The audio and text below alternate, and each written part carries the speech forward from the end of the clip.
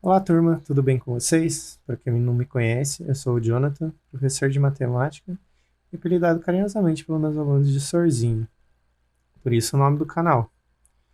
Eu criei esse canal com o intuito de ajudar quem está com dificuldade de matemática, uma forma de eu praticar. No momento está um pouco difícil da aula devido ao que está acontecendo, então eu resolvi fazer esse canal. A ideia não é fazer uma aula, digamos assim, como da escola tradicional. Na escola tradicional, quando eu dava aula, eu percebi que a lógica da matemática é deixada muito de lado. Eu acho que isso acaba prejudicando em muito a compreensão da matemática. Então, eu vou acabar. A ideia é focar mais na lógica do que propriamente nos algoritmos, na resolução dos exercícios. Eu quero focar mais no pensamento, no raciocínio de o porquê que dá certo, o porquê que se eu fizer, por que as coisas dão certo, por que é assim, por que não é de outro jeito. Acho que desse jeito acaba facilitando mais a compreensão, principalmente para quem tem muita dificuldade. Você fazer as suas próprias reflexões talvez te ajude a melhorar, a não errar tanto, a se sentir mais confiante quando for fazer resolver algum problema. De certa forma ajuda, porque ficar decorando é ruim. Você decora. Então, a parte ruim de decorar é que você decora só para aquele momento. Então, acaba que não é um método muito eficiente. Tem coisas que é bom decorar, tipo a tabuada, mas dá para viver sem decorar. Só é mais prático. Você perde menos tempo.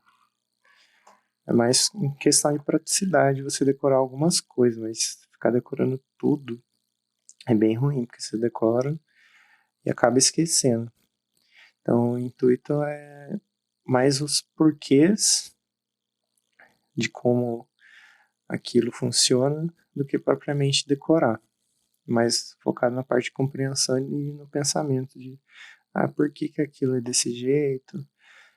Será que se fosse de outro jeito daria certo? Ou também, por que surgiu essa ideia, de onde que surgiu? Eu acho legal saber um pouquinho da história também por detrás. Se tem alguma tradição, alguma coisa relacionada a isso, alguma coisa religiosa. E eu também pensei em fazer essas aulas, né, tipo, começando do zero, uma aula só de lógica e uma de matemática relacionada com outras matérias, talvez uma de educação financeira, mas essa de educação financeira precisaria estudar um pouco. Essa aí até que sei algumas coisas, mas nada muito avançado. Mas acho uma matéria muito importante que não tem na escola, juntamente com a lógica, e acaba fazendo muita falta matemática financeira, assim como a lógica. Então esses vão ser os focos das aulas. Então, para quem está assistindo o vídeo até agora, eu peço desculpas, que vai ter umas pequenas interrupções a cada 2 minutos devido ao software. Primeira vez que eu estou gravando, então eu não entendo muito do software. Se alguém quiser me indicar um software de gravação e edição, eu estou aceitando as indicações. Para não ficar enrolando muito, eu vou dar início ao primeiro assunto que eu escolhi, que é o sistema de numeração. Então, a gente tem o sistema de numeração. Não sei se vocês sabem a diferença entre algarismo e números. Então, os algarismos, como o nosso sistema de numeração é base 10, a gente tem 10 algarismos, que são o 0, o 1, o 2, o 3, o 4, o 5, o 6, o 7, o 8 e o 9. Então, esses são os algarismos. Eles são os símbolos que representam os números. Então, os números, eles são representados por símbolos. Esses símbolos, a gente, na matemática, chama de algarismos. Então, como o nosso sistema é decimal, temos 10 algarismos. Para continuar os números, como os números são infinitos, a gente vai combinando os algarismos para formar outros números. Então, voltando, o que a gente pode tirar de raciocínio disso? Então, vamos ao primeiro porquê. Por que seria...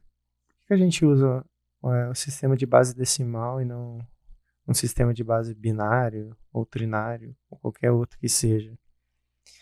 Eu tentei procurar o porquê exato de que a gente usa o sistema decimal, eu acabei não encontrando nada muito específico. Então eu comecei a pensar, por que será que a gente usa o sistema de base decimal? Então, desde quando a gente é criança, a gente vai aprendendo a contar usando as mãos. Isso todo mundo faz. Talvez você faça até hoje isso de contar usando as mãos. Então, eu acredito muito que essa ideia de base decimal é devido aos dedos da mão, que a gente tem, normalmente tem 10 dedos. Então, eu acredito muito que é por causa disso, por causa das mãos. Porque não foi só um povo antigo que criou o sistema de base decimal, foram vários. E hoje todo mundo usa o sistema de base decimal. Pelo menos eu acredito nisso. Se alguém souber algum país aí ou região que usa, assim, digamos, diariamente o sistema de base decimal, que não seja de base decimal no caso, deixa aí nos comentários, por curiosidade, porque eu não conheço nenhum. O que acaba acontecendo, a gente usa muito sistema binário, mas é mais na área de computação. E outros sistemas. Então, qual que é a lógica do sistema de numeração? É bem simples. Se eu tenho um sistema binário, eu vou ter dois algarismos, 0 e 1. Se eu tenho um sistema trinário, eu vou ter 0, 1, 2. Se eu tenho um sistema quaternário, 0, 1, 2, 3, e assim por diante. Essa é a lógica. Aí você deve estar se perguntando por que eu tô com uma tabela de numerais japoneses. Então, vamos tentar entender a lógica de um outro sistema de numeração.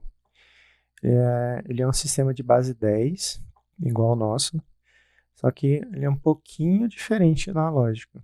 Por quê? A gente tem o zero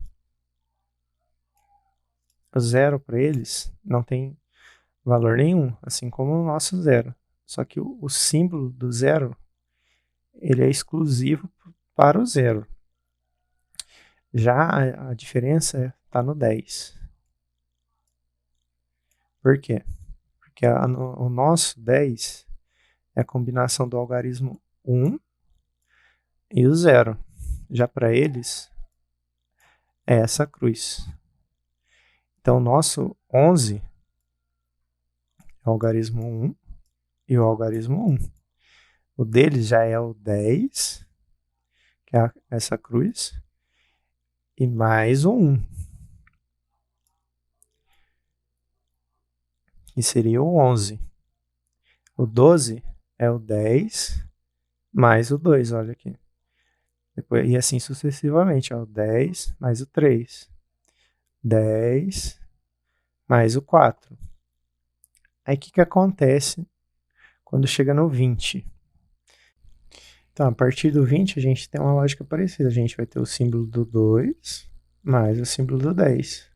Isso aqui já é trocado, ó. O símbolo do 2 vem primeiro que o símbolo do 10, representando assim o 20. Então, ó, aí depois vai ser o símbolo do 2 mais o símbolo do 1. O símbolo do 2 mais o símbolo do 3.